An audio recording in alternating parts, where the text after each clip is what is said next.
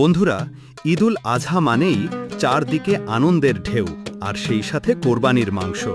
তবে এই মাংস সঠিকভাবে সংরক্ষণ করা কিন্তু একটা বড় চ্যালেঞ্জ।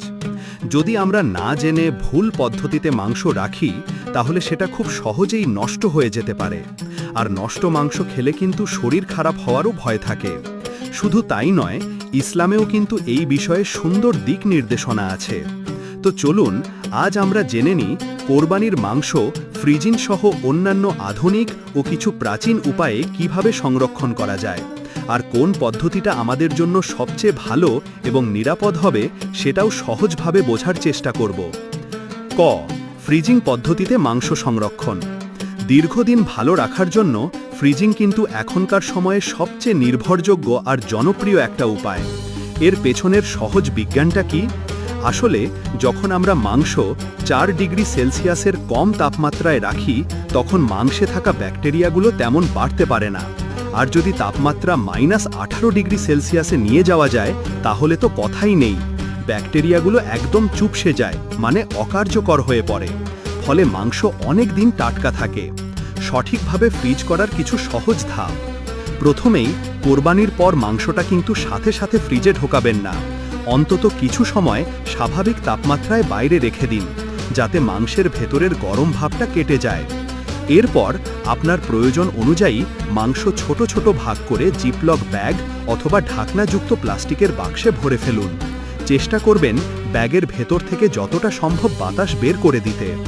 একটা জরুরি কথা, মাংসের সাথে হাড় থাকলে হাড় সহ মাংস আর শুধু মাংস আলাদা প্যাকেটে রাখলে ফ্রিজে জমাট বাঁধে ভালো। অবশ্যই খেয়াল রাখবেন মাংস থেকে যেন বেশি পানি না বের হয়। ভেজা স্যাঁতসেঁতে পরিবেশে ব্যাকটেরিয়া খুব দ্রুত ছড়ায়। কতদিন ভালো থাকবে?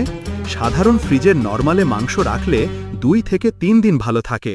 আর যদি ডিপ ফ্রিজে রাখেন, তাহলে অনায়াসে 4 থেকে 6 মাস, এমনকি কখনো কখনো তারও বেশি সময় ধরে মাংস নিরাপদে খেতে পারবেন। সাধারণ কিছু ভুল যা এড়িয়ে চলবেন। অনেকেই কাঁচো মাংস পানি দিয়ে ধুয়ে তারপর ফ্রিজে রাখেন। এটা কিন্তু ঠিক না, এতে ব্যাকটেরিয়া আরও ছড়াতে পারে। রান্নার ঠিক আগেই ধুয়ে নেবেন।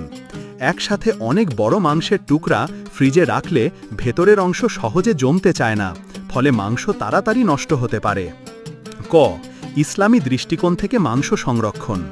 এবার আসুন মাংস সংরক্ষণ নিয়ে আমাদের ধর্ম ইসলাম কি বলে সেই বিষয়ে একটু জানি।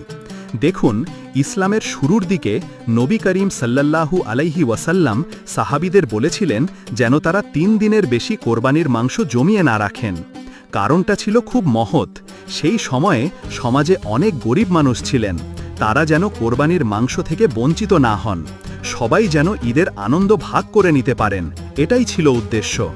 কিন্তু পরবর্তীতে যখন মুসলমানদের অবস্থা কিছুটা ভালো হলো, তখন আল্লাহর রাসূল সাল্লাল্লাহু আলাইহি ওয়াসাল্লাম বলেছেন, তোমরা নিজেরা খাও, অন্যদের খাওয়াও এবং সংরক্ষণ করো। সহিহ মুসলিম, হাদিস 1071। ক, এর মানে হলো কোরবানির মাংস সংরক্ষণ করা জায়েজ বা বৈধ। তবে এখানে একটা শর্ত আছে। গরিব, দুঃখী, প্রতিবেশী ও আত্মীয় স্বজনদের তাদের ভাগের মাংস দেওয়ার পর আপনি আপনার জন্য মাংস সংরক্ষণ করতে পারবেন। ইসলাম কিন্তু কোনো কিছু অপচয় করা বা নষ্ট করাকে সমর্থন করে না, তাই মাংস যেন কোনোভাবেই নষ্ট না হয় সেদিকে আমাদের খেয়াল রাখতে হবে।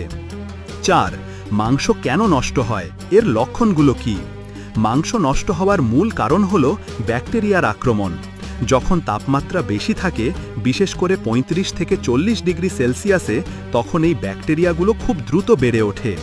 আবার মাংস ভেজা থাকলে বা বারবার ফ্রিজ থেকে বের করে আবার ঢোকালে তখনও মাংস দ্রুত নষ্ট হতে পারে। আজ এখানেই শেষ করছি। সবাই খুব ভালো থাকুন, সুস্থ থাকুন আর নিরাপদে ঈদ উদযাপন করুন। আপনাদের সবার জন্য রইল ঈদের আগাম শুভেচ্ছা। ঈদ মোবারক।